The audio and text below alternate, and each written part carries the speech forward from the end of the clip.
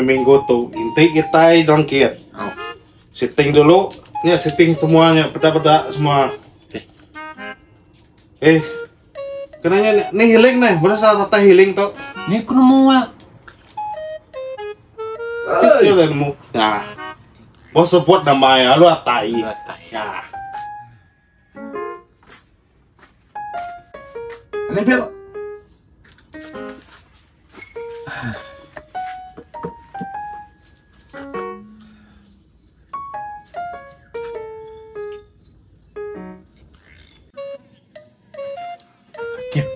Udah Pak, gintai ya.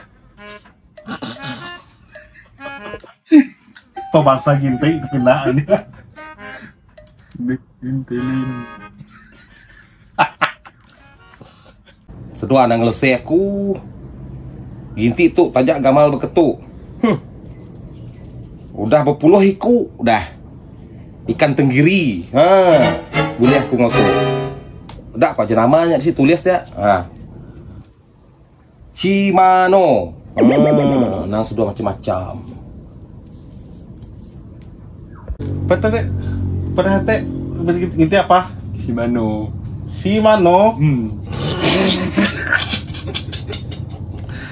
Shimano ke buluh no. Ngapa tempat sebut itu? Hal sedua tahu kolo. Tak cara kita nginti kemudian sedua. Siapa bolehkan baik yang populai? Oke. Itu kuno kuat aja. Kami tuh on aja kami tuh. Jarang kan. Pasal ginti tuh. Kacang aja lah. Kue kacang lagi. Long bean nah. Oke. Kau lah mumpuk lagi. Puak tuan tinggi.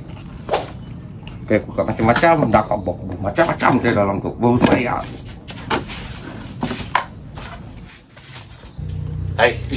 Ingat. Jalan nama pada. Woi ganti lah. Ayo kemana lu?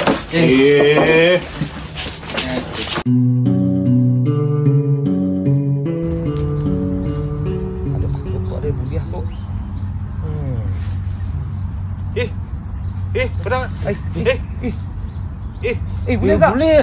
Dia tua boleh. Apa tuman dah dua? Pakai. Tadi cangkit. Tadi. Kami dua boleh. Apa? Shimano kah? Buluh mano. Boleh. Kin. Oke. Kemas dulu.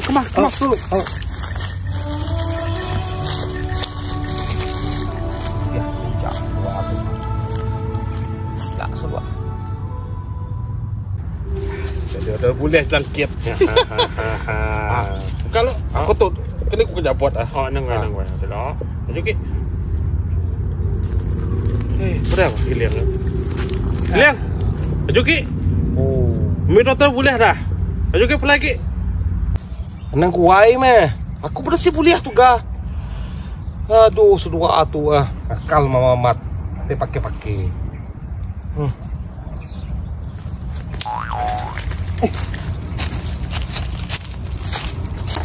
Mak kita main pulai ni. Tumulah dah boleh tau. Aku tu dah sebulan Baru aku ingat tadi. Jadi tihik kupu bini bahu dah bahana berputuang. Berputuang. Nyak masa dikak guna ketuk baik kaya lah. Nah, aku mau pot loh Sudah.